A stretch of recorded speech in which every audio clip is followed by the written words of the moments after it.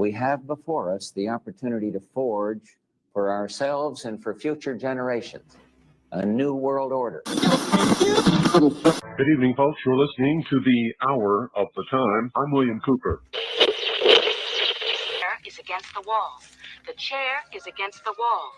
John has a long mustache. John has a long mustache. It's 12 o'clock, Americans, another day closer to victory. And for all of you out there on or behind the lines, this is your song. Time, weather, and Veteran of 3 foreign wars, entrepreneur, and warrior poet, Tony Arterburn takes on the issues facing our country, civilization, and planet. This is the Arterburn radio transmission.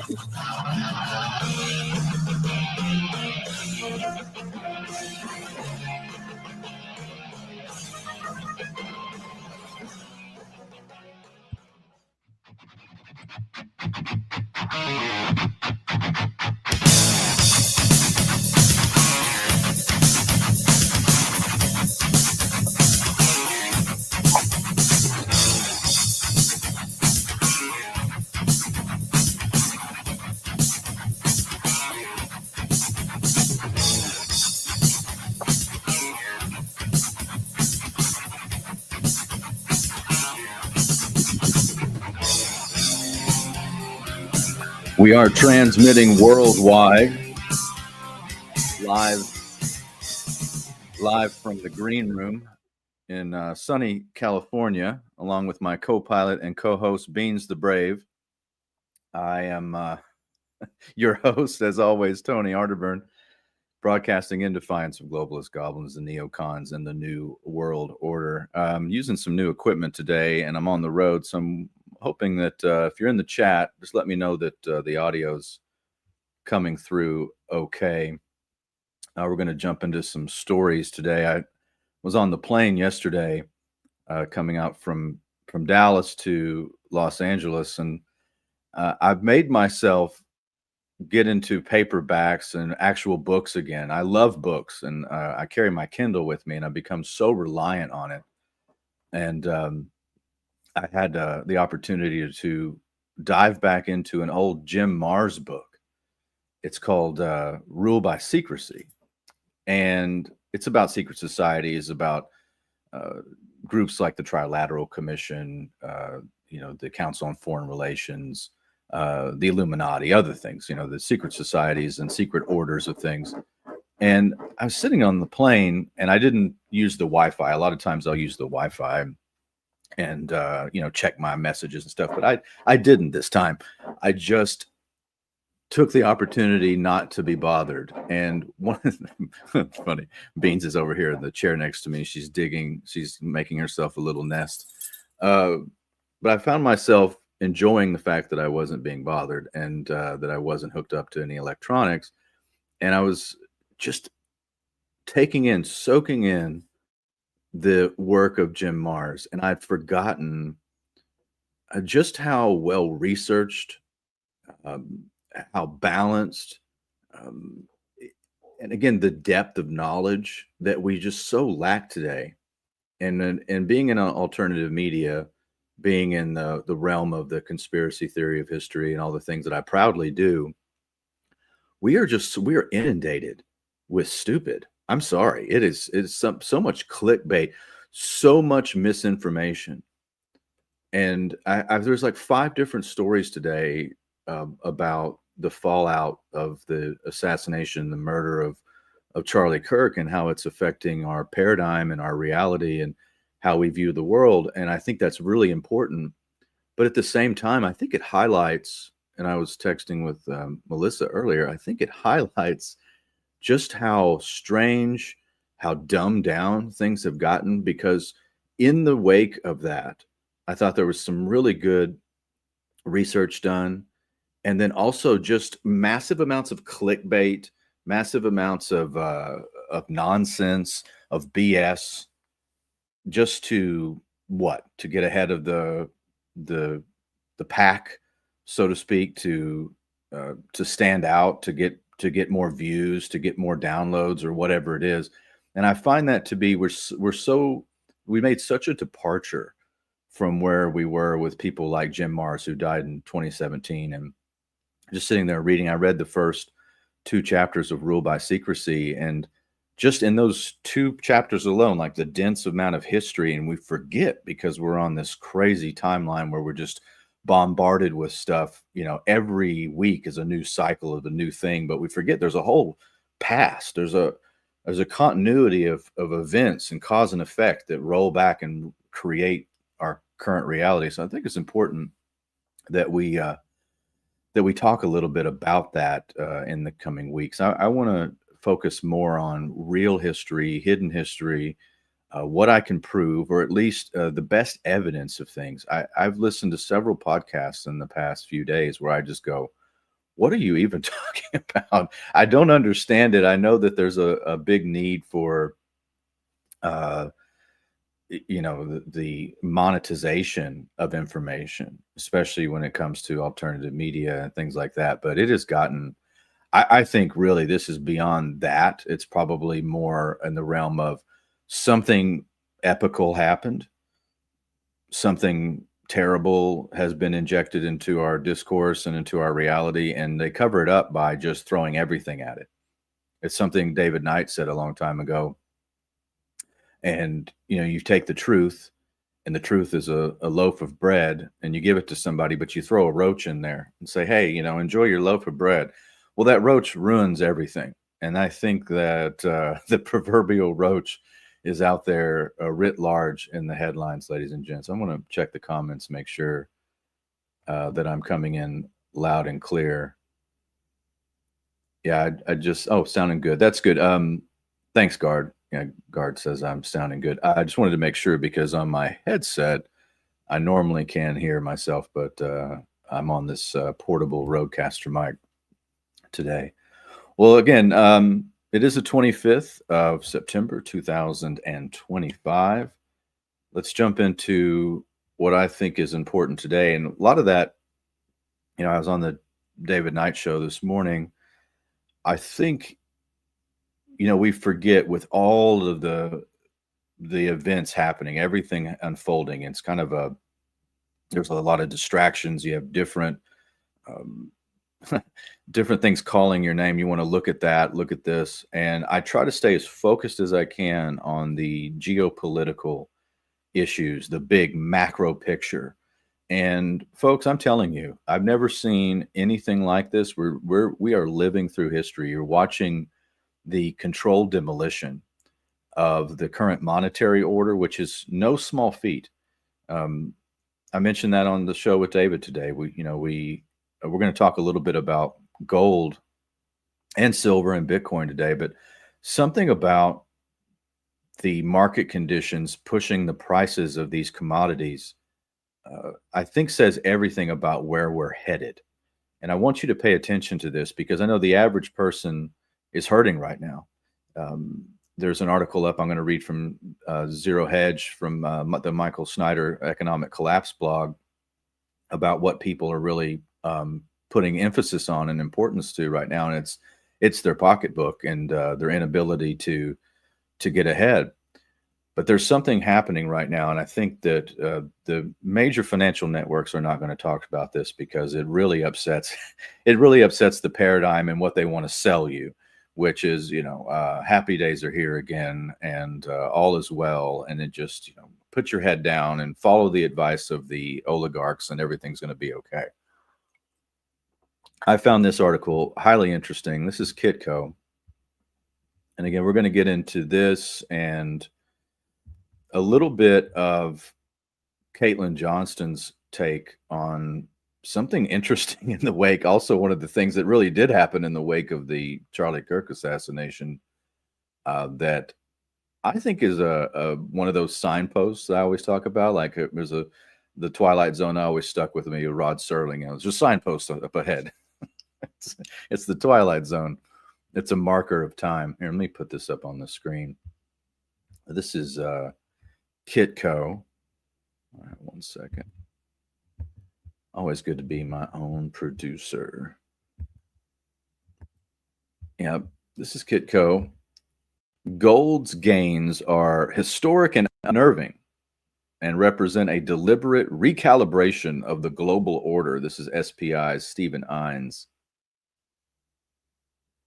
Gold price gains are great for precious metal investors, but the yellow metal's surge towards $4,000 per ounce also reveals a degree of economic and geopolitical anxiety not seen since the late 1970s, according to Stephen Ines, managing partner at SPI Asset Management.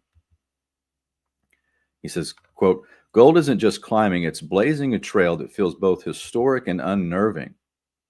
Prices surged another 1% on Tuesday, pulling the $4,000 per ounce marker into clearer view and extending a run that now sees the metal up 45% this year." Yeah, the metal's up 45% this year. It's also, the dollar's down 40% against gold in 1 year alone. So the purchasing price of the dollar has eroded 40% against gold, ladies and gentlemen, in the last year. But everything's okay. You should definitely go and get some FANG stocks.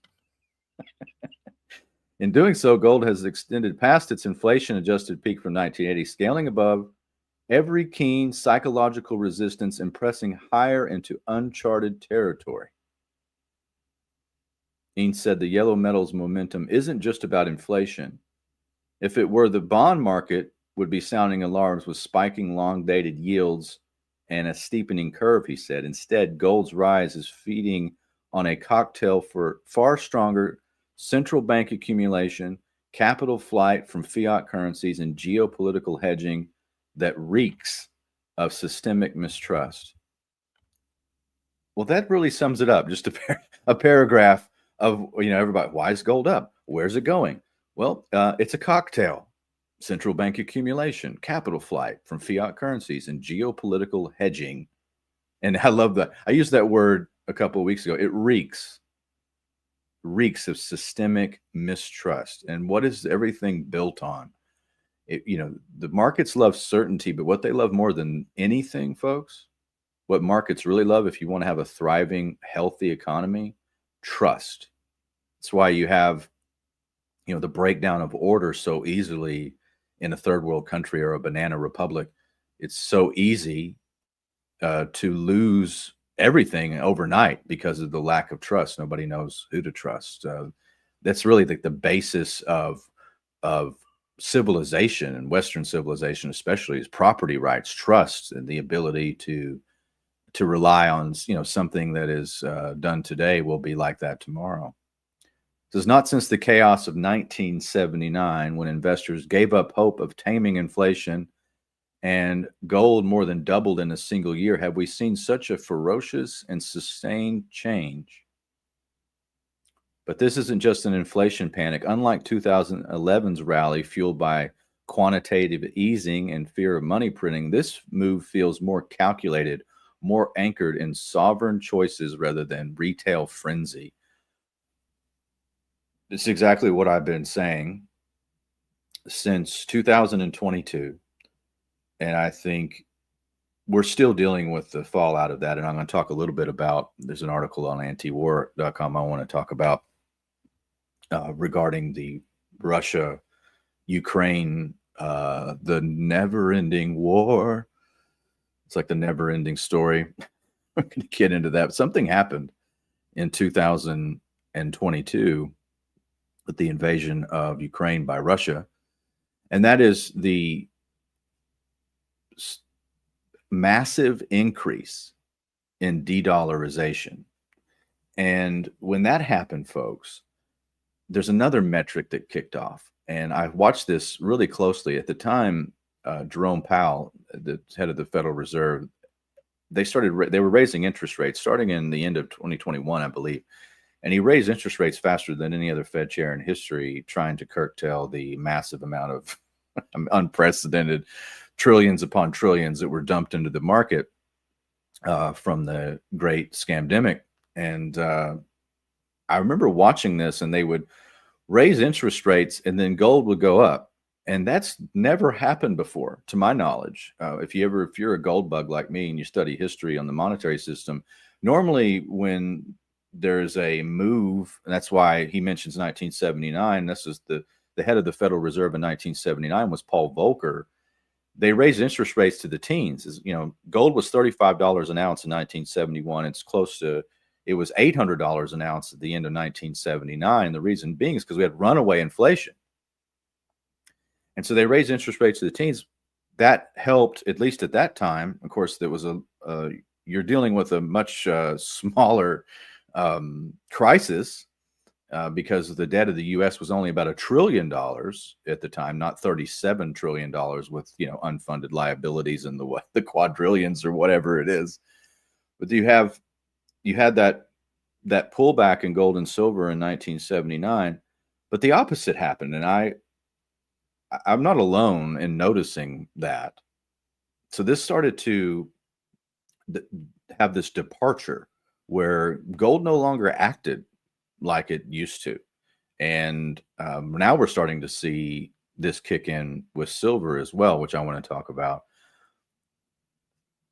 Ein said central banks themselves are driving today's gold price rally. Countries are deliberately diversifying away from the dollar, not out of mania, but from cold strategic calculus.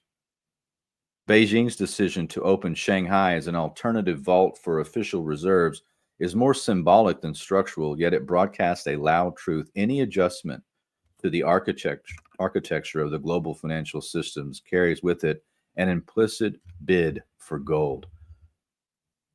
That's another thing. These little subtle headlines like Russia making silver a strategic reserve asset about a year or so ago, I thought this is major news. Last week, we talked about Hong Kong being made a trading hub and a storage facility for physical gold up to 2,000 tons by the airport. All this is under the periphery of China. And if you look at the way that wealth moves throughout history, it's the golden rule. He who has the gold makes the rule. China knows this. They're running the simulations. You look at the West. I mean, Canada has no gold reserves. Something's inherently wrong with the Western fiat system, and it has a weakness, obviously. And then China's playing to that, trying to reset how business is done around the world, and especially in commodities pricing. That is no small thing. And I think this is one of those markers that makes it's the gradually then suddenly part. So something to pay attention to. And while skeptics point to the ongoing strength of U.S. equity markets and doubt gold's ability to outpace the tech giants, Eins believes the hidden scaffolding of both rallies shows that it can. U.S. shares are flying not purely on fundamentals, but on the steady drip of monetary debasement, he wrote. Last week's Fed cut was hardly a surprise, but the chair's insistence that there is no risk-free way forward underscores the fragility of the backdrop. Even as Powell tries to resist political pressure for more aggressive easing, investors sense that money supply is expanding again and fiat credibility is fraying at the edges.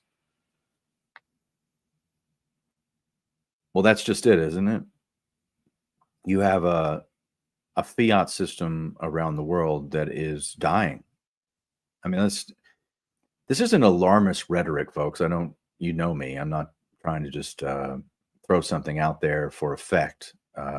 If I was going to do that, I'd have done, 3 podcasts by now of how interdimensional vampires killed Charlie Kirk or something. Like if I wanted to be that off the charts weird, I would be, and I definitely have a lot more listeners. But I'm looking at this and telling you that this kind of even when you're looking at the headlines, that the system itself is crumbling when you're talking about monetary issues, and that feeds into everything else, which begs the question that we'll get to a little bit later. Is like, how do you stopgap that?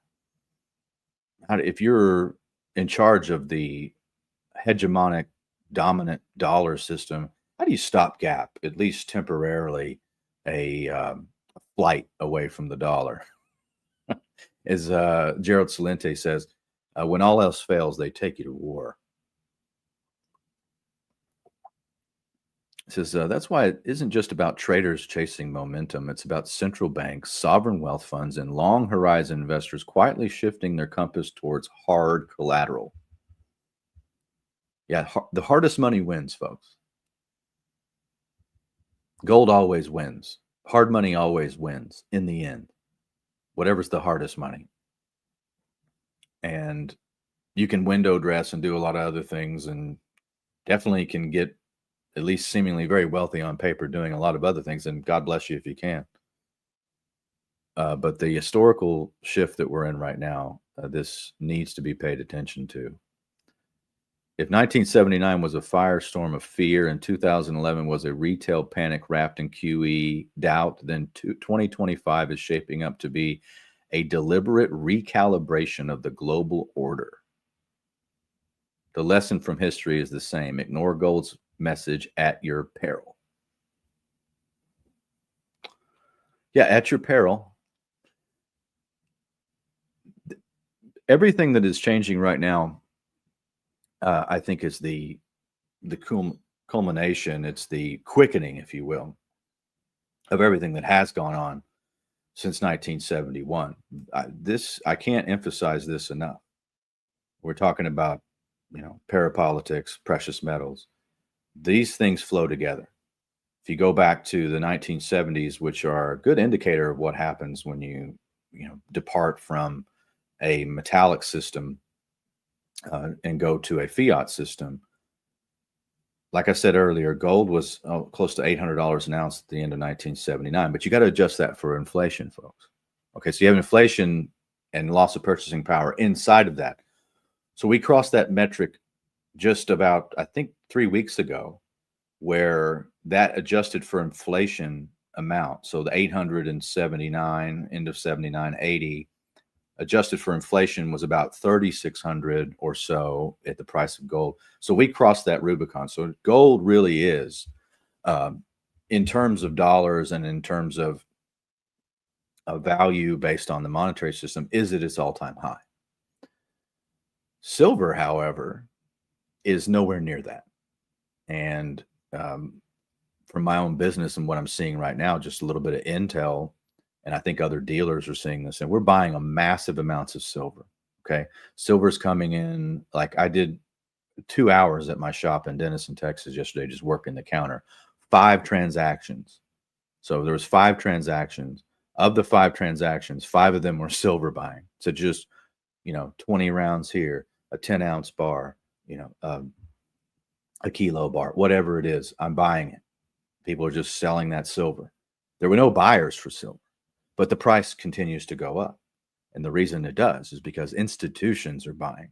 I even said on the David Knight show today, I'm hesitant to even sell my silver now when I get it in, because I think, okay, if I could just hold on to this, and I can't really afford to do it all the time.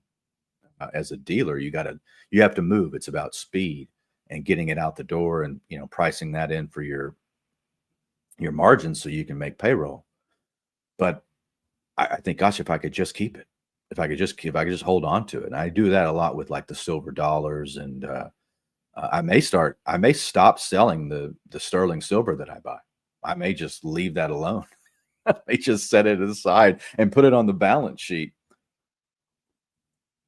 Like your forks and your spoons and knives and other stuff. I may just start putting that aside. I don't know strategically if I can, but it definitely would make a lot of sense. All right. Well, thanks for everybody joining today. I really appreciate it. We're doing this show live from on the road. I don't like to miss my shows if at all possible. And luckily I've got a great setup here. I've got some meetings and a podcast out here in California. So, I'll enjoy a little bit of sunshine, and so glad Beans could go. A little side note, yesterday, Beans was informed by American Airlines that she's going to lose her service dog status. I have to fill out more paperwork. They kind of hit me up at the last minute, and I thought, well, she's with me. I'm flying with her, and hopefully, I don't want to put her in a crate. I'm not going to do that. She goes with, and I'm not going to do that to her. So I have to figure something else out. Maybe a different airline.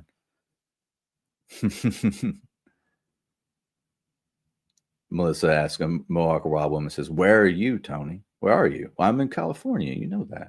I'm in Cali.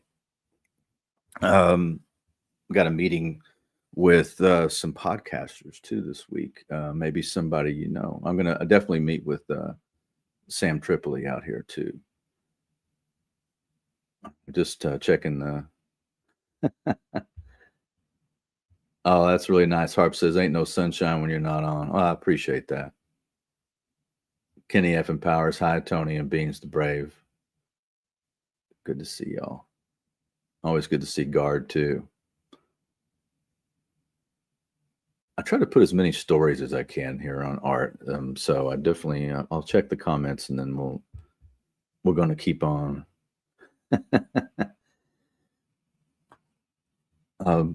Melissa wants to know where I'm recording from. I'm in the green room. All right, let's go to the Rumble chat too. Yeah, if you want to catch this program, if you're listening to us on WWCR or finding us on podcasts, you can always check out the program on the America Unplugged channel over on Rumble, and at Tony Arterburn on my X. And for right now, if you really want to try, you can do YouTube. I don't know how long it'll last. Birdhouse Blues.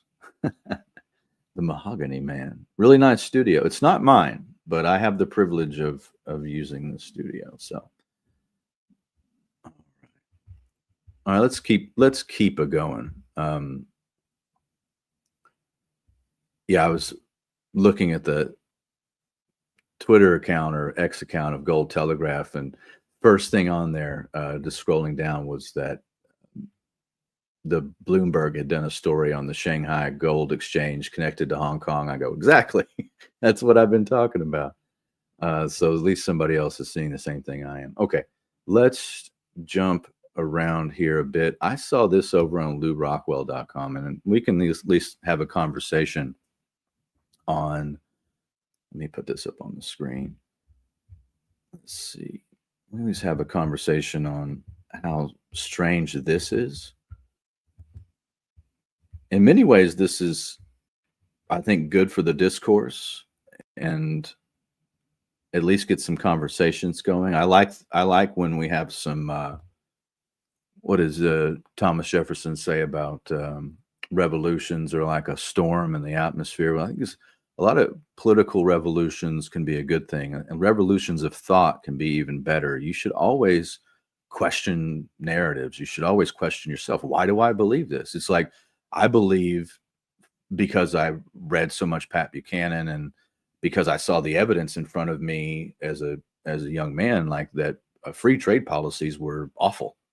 You know, I thought there has to be a better way. And then I found Pat Buchanan's work, and I subscribed to I think economic nationalism like he did. Well, now I'm in, a small business. I'm 45. I've seen a lot of things happen in my lifetime, and I see what's happening now, and I wonder if I'm right. I wonder, maybe it doesn't work. Maybe you can't have a responsible government that actually uses strategic tariffs and other things to protect the American worker. Maybe you can't. Maybe we're too far. Maybe the only thing to do is just to have that Darwinism. And I don't like that, because I love the American people, and I think that and I still believe that free trade agreements are the Trojan horse for global government. And I think that it is a siphoning of wealth. I believe all of that.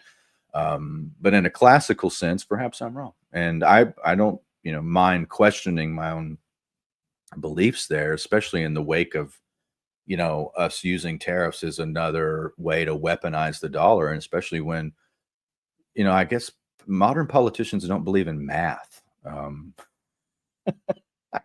I don't know what to say about that. I mean, that's what I wondered why. Like, are you in on this, that you don't want some sort of economic nationalism where we protect our workers and use tariffs to fund the government? Like, you don't like mathematics, or you like the mathematics the way they are? And that was always what I came back to. All right, this is Caitlin Johnston wrote an article that Lou Rockwell republished, and interesting headline. Netanyahu keeps making statements saying Israel didn't kill Charlie Kirk. Which by the way, I've noticed this. It says one of the weirdest things happening right now is how Israel's prime minister keeps going out of his way to make public statements saying that Israel was definitely not behind the assassination of Charlie Kirk.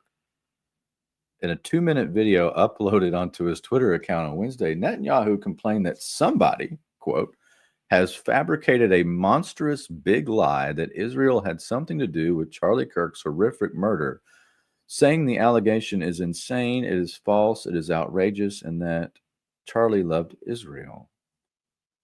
A few days earlier, Netanyahu had appeared on the highly sympathetic Newsmax to spend another couple of minutes ranting about how insane, stupid, and ridiculous it is to claim that Israel was behind Kirk's death, saying he can't believe that people are saying that.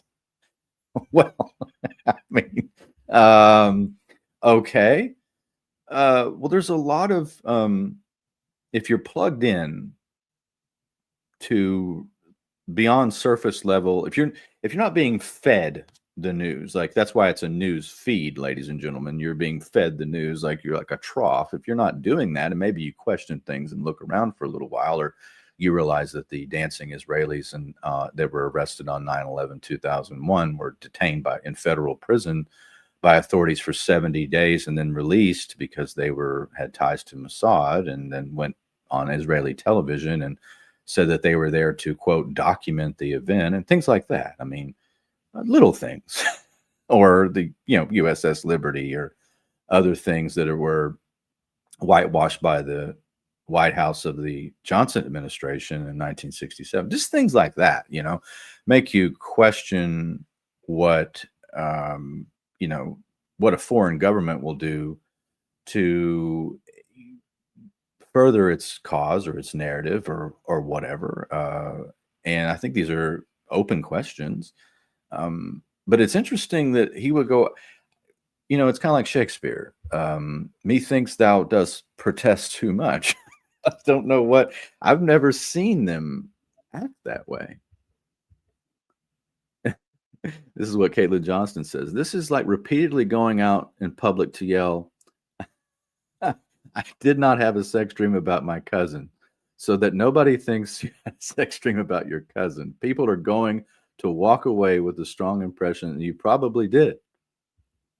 At this time, I have no position on the emerging theories that Israel was involved in the assassination, but damn, dude, really not quelling the suspicion there. That's what I thought.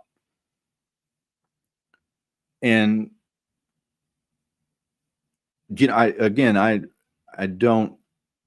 I don't think there's enough good evidence. It's kind of like, and I'm not making that allegation, by the way. I just don't know. I think whatever happened to Charlie Kirk on September 10th was not whatever the official narrative is.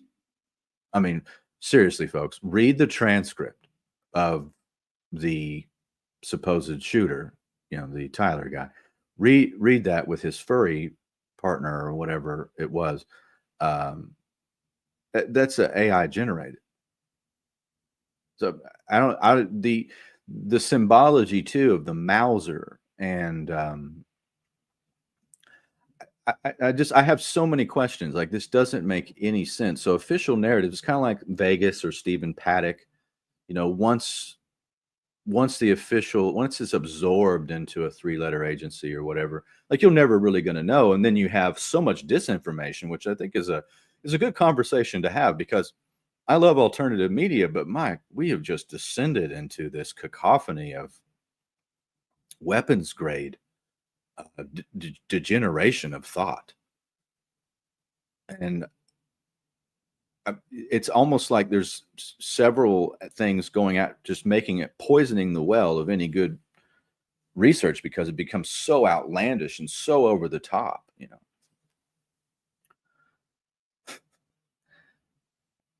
Israel's foreign ministry is claiming that Gaza flotilla bringing aid to starving civilians is actually Hamas. That's right. And this is the so-called flotilla to Gaza is openly backed by jihadist Hamas.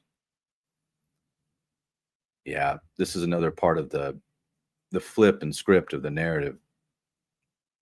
Trump has announced plans to designate Antifa as a terrorist organization, which liberals have hastened to point out is a legal absurdity since Antifa is not an actual entity in any meaningful way. Well, I think in this line of logic too, and this is where we have to step back and get really sober and look at this. Like everything that happens post September 10th and the designation of terrorist organizations and the cracking down or the saying that if you criticize, if you've criticized the legacy of Charlie Kirk, you can get fired and all that. I think it's very dangerous. You have Pam Bondi in less than 2 sentences was like contradicting herself, saying we're going to back employers who fire people, and we're also going to back in the employees who are fired for supporting Charlie. So if you're against Charlie and you get fired, you say something heinous, which by the way is heinous in and of itself, but I believe in free speech. And sometimes it's good to know who people are. That's like what I heard somebody say one time about burning the American flag. Like, we'll get a flag amendment. It's like, that's not a good idea. I'd kind of like to know who wants to burn the flag. I'm the same way. I'd like to know. You should have the absolute right to burn it, and we should. You should also be seen as the person who burns the flag, if that makes any sense. But I thought that was there's a lot of danger in the fallout of this, and so much of it tracks back to, again, I think it's a healthy conversation to have. What was Charlie thinking? Who was pressuring him? I think we know who, but he definitely crossed some lines just bringing up, the genocide in Gaza and what's happening to the Palestinian people and the heavy-handedness of it all, and the influence that foreign government has on the United States of America, which I'm not a fan of. I'm not a fan of any foreign government having control over the destiny and foreign policy of the country that I love, land that I love, and country that I swore an oath to protect and defend against all enemies, foreign and domestic.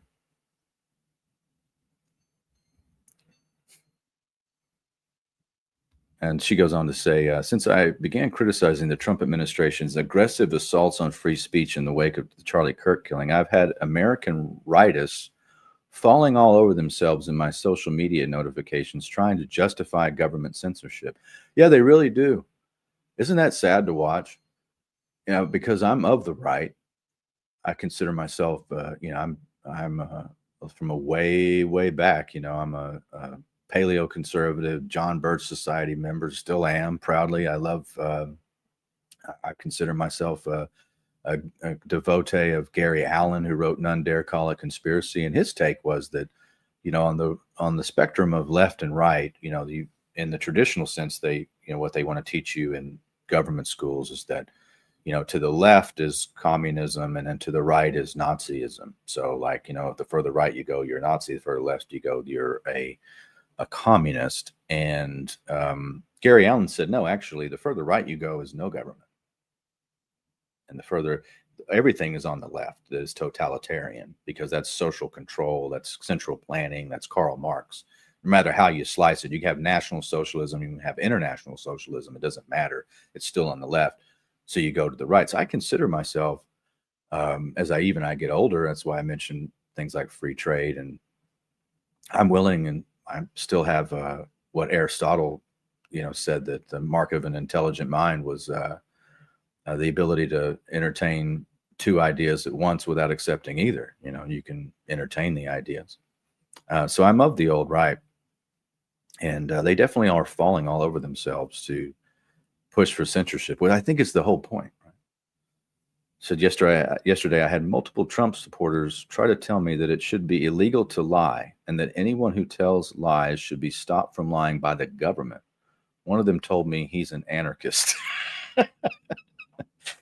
Yeah, you can't make this stuff up. And I think this is where we are in this timeline, up and down, left and right, doesn't matter. It's crazy. people have lost their equilibrium. I think that's kind of the point. And that's probably indicative of something like a fourth turning. The last fourth turning we had was culminated in the end of World War II in 1945, and institutions were destroyed. Europe was in ashes. Japan had 2 atomic weapons dropped on it. The United States held about more than 50% of the world's wealth, and there was 5% of the world's population. So the new institutions rose out of that. You had Bretton Woods, the IMF, the World Bank. And again, the national security state was born in 1947, the CIA, the NSA, the Air Force, all the things that were born out of the 1947 wake of, and of course, the Russians and the Soviets getting the bomb. And then you had the document NSC, National Security Council document 68, which ratified all of that. But those institutions are waning and coming to an end. So in the I think death throes of a lot of perceived institutions, people are just losing it, for lack of a better term. Like it's being off balance, off kilter. That's why it's so important to ground yourself in eternal truths, especially in the times in which we live. So interesting questions raised by Caitlin Johnston. All right. I'm going to take this off the screen, and then I've got one more article I want to get into before we close out. This was up on antiwar.com. Well, I see Billy's in the Billy Ray Valentine of the Infinite Fringe podcast says, yo.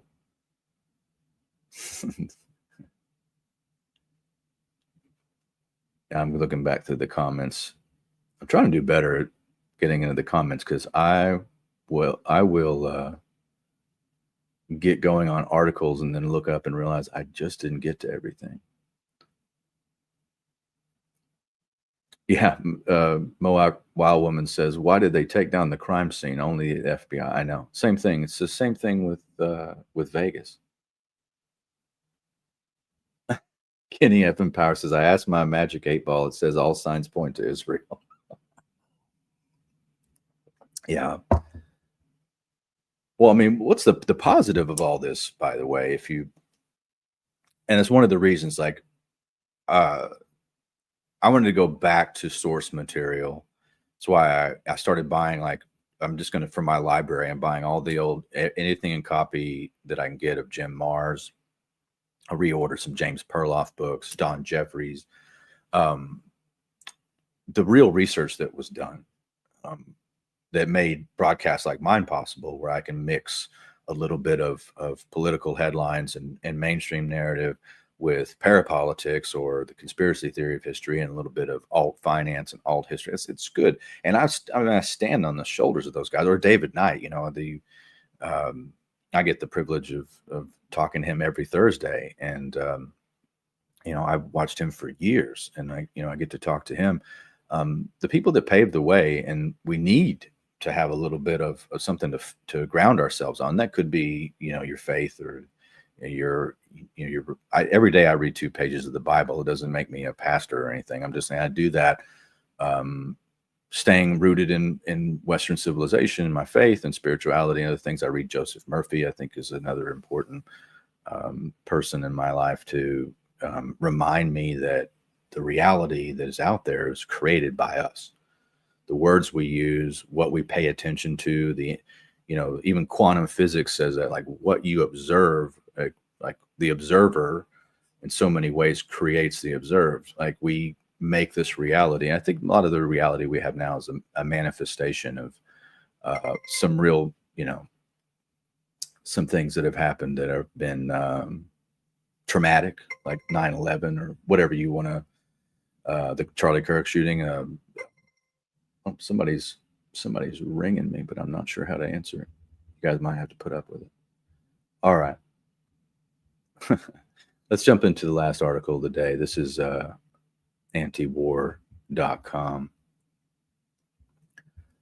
And I think, as I'm picking out articles for you guys, These are, I only pick out the most important things that I can find and stuff that would define the week or define the headlines, because we have an hour. And this is something to watch. This is antiwar.com, just hot off the press. Report: Trump was made aware of Ukrainian counteroffensive plan that requires U.S. intelligence support. According to the Wall Street Journal, the president learned of the plan before he said Ukraine can retake all the territory Russia has captured. This is by Dave DeCamp, by the way. President Trump was made aware of a planned Ukrainian counteroffensive that requires U.S. intelligence support before he posted a long statement on Truth Social where he insisted that Ukraine could retake all of the territory Russia had captured since 2022. And it may even go further, the Wall Street Journal reported on Wednesday. U.S. officials told the Journal that the president made the post after spending time with his special envoy to Ukraine, Keith Kellogg, and Mike Waltz, his former national security advisor, who now serves as the U.S. ambassador to the UN. Kellogg recently said the U.S. could kick Russia's ass and insisted Ukraine could win the war despite continued gains in eastern Ukraine. It's a clear advantage with manpower and industrial capacity. This is the dumbest, most arrogant, hubristic, brain-dead, weapons-grade retarded thing I've heard in my almost all of my broadcasting years. This has to take the cake. Kellogg, Keith Kellogg. I think there's more intellectual substance in a bowl of Kellogg's than this guy. Can kick Russia's ass. Really? Of course. This is peak. Whatever this is, we're hitting the peak of it, I think. Prelude to idiocracy. I can't tell you, folks. Do you realize that, like, in past times, this is serious time. I said on the David Knight show today that I believe we're in the most dangerous part of geopolitical threats that we have been in since 1962, since the Cuban Missile Crisis of 13 days.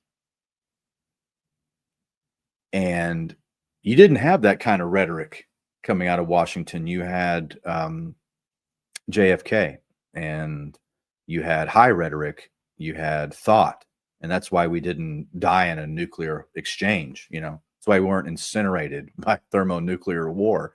It's because you had a man like JFK who understood that, a lot of the outcroppings and what happens, in the culmination of war is arrogance, and it's misguided, and it always ends in ruin. Wow. I read this earlier today, and I'm just rereading it. Boy, that really sticks with me. That is some dangerous, dangerous language, ladies and gents. Keith Kellogg.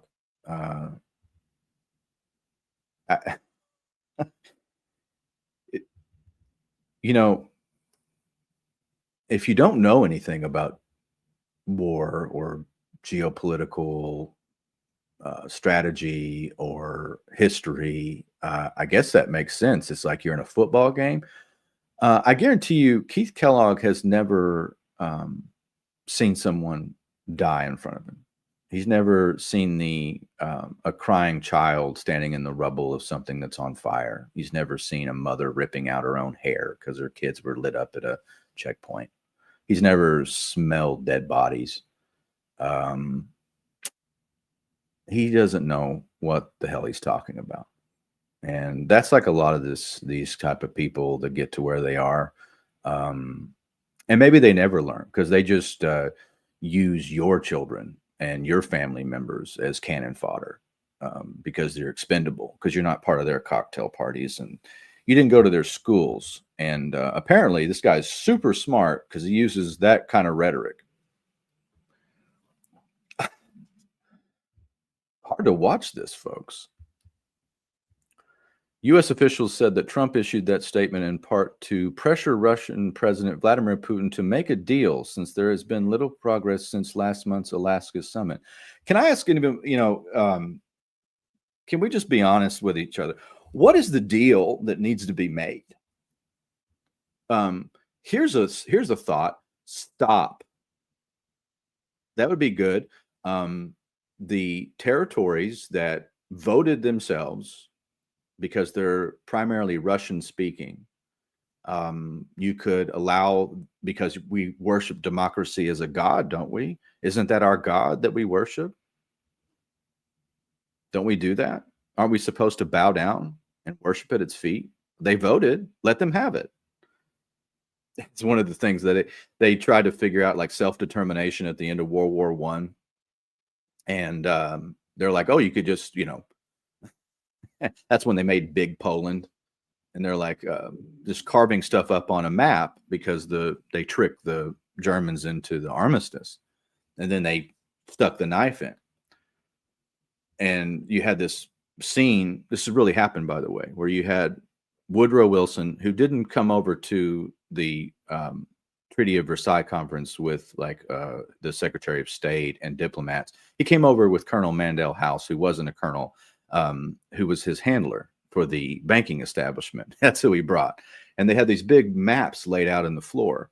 And Wilson was just carving up areas like, we could put this here and these people could go here, like ignoring history and tradition and language and culture and race and everything else. And somebody pointed out, I said, well, that's not logical, sir. And he says, I don't give a damn about logic. So that's your first PhD president, ladies and gentlemen. That's what this reminds me of. And we worship democracy as a god. Right? I thought that's what we did. We go around the world blowing people up, and we send our sons and daughters to die for it, right?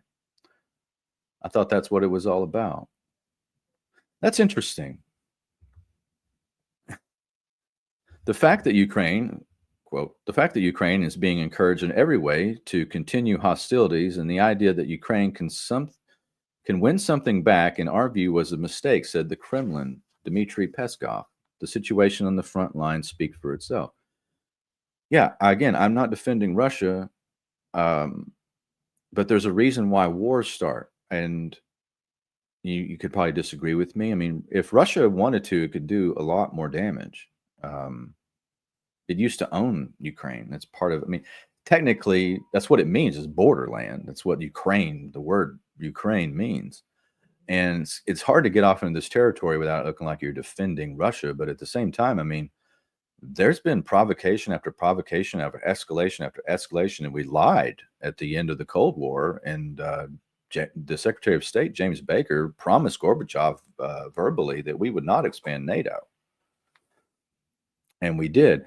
The mere fact that we don't have this open trading relationship with Russia and have economic union like Gore Vidal called for is kind of show you what James Forrestal said before he was pushed out of a window at Bethesda Naval Hospital in 1949. And that is that if they were stupid, then every once in a while they'd err in our favor, but they never do. Talking about the ruling elite. Peskov also said that it was clear Trump's comments that Russia was a, quote, paper tiger was influenced by Ukrainian President Vladimir Zelensky. Yeah, why would you listen to anything the T-shirt man says? And that Russia would make its position known to the U.S. foreign minister.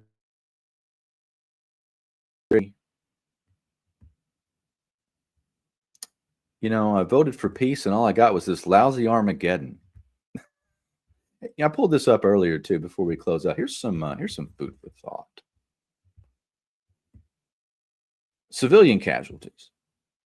As of 31 August 2025, the UN's Office of High Commissioner for Human Rights has recorded 14,116 civilian deaths and 36,481 injured in Ukraine since February of 2022.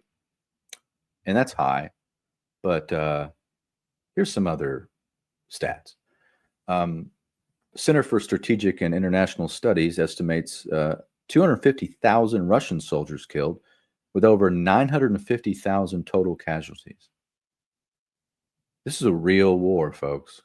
And you have to wonder, why is it being waged? Who's doing what now? What was the are biolabs on its borders? Is that a provocation? What about using Ukraine as some sort of international money laundering filter, operation?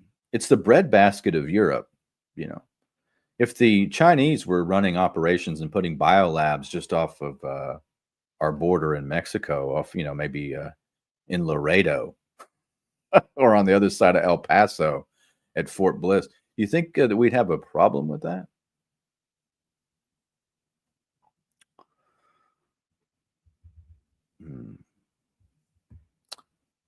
The casualties of the Russo-Ukrainian war track Russian losses have documented 130,150 Russian soldiers, contractors killed with a notation.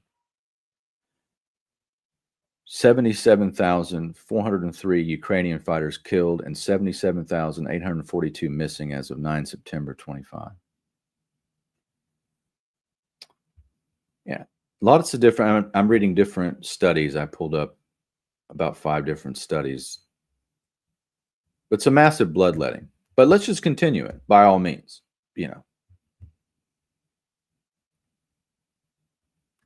It's disgusting.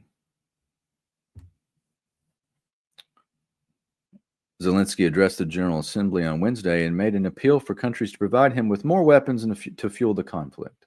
If a nation wants peace, it still has to work on weapons. It's sick, but that's the reality. Not international law, not cooperation. Weapons decide who survives, he said. Well, that's not true. What's the latest from Switzerland? That's not true. What matters is diplomacy. What matters is, and sometimes you have to fight, strategic alliances, strength, but provocation is never a good tool. In 1979, on my birthday, the mighty Soviet Union invaded Afghanistan, and they looked to be unstoppable. As I mentioned earlier, the 79, the United States was in a period of what was called malaise. That's what Jimmy Carter called it. And we had rapid runaway inflation. It was an overall just a cloud over the United States. And it looked like the mighty Russian Empire was unstoppable. And we did nothing except boycott the Olympic Games. But by the end of the next decade, the Soviet Union disintegrated into 16 pieces. On Christmas, by the way. Almost 11, basically 11 years to the day. All right, folks. Well, I guess I'm getting phone calls here in the office, here in the green room. So makes for good podcasting. Yeah, Harp says, money, money, money, Tony. Yeah. I appreciate each and every one of you. I'm just going to put the last little touches on the show. Arterburn.gold is my website. Don't forget Wolfpack.gold as well. You can find precious metal subscriptions for as low as $50. Promo code 1776. If you're hearing my voice over on WWCR, go over there and check that out. Somebody called me a couple of days ago at the shop, and they said, hey, I've got a little bit of money, but I can't do a subscription. And I said, well, just do a one-time purchase. Wolfpack.gold, you can do a one-time purchase. You don't have to get a subscription every month, and just budget as you can go. He said, well, how much gold can I get? Can I get gold on a one-time purchase? I said, absolutely. If you go to the Sigma Wolf, which is $750, you can choose all gold, and we do a unique invoice just for you. So all gold, one time on Sigma, or a rotating membership, or silver, or a mix. And that starts at the $750, but you can get precious metals starting as low as $50. And that is our mission, to provide that. I'm keeping the supply lines open. I'm working on marketing. So thanks everybody for supporting this show and the stream. And it means a lot to me. And Beans the Brave and myself, we're here in Cali for the next couple of days. I just want to send our best to everybody. Hope you guys have a great weekend. We'll be back next week. Join us for America Unplugged on Saturday, 12 Eastern. See you next time. End of transmission.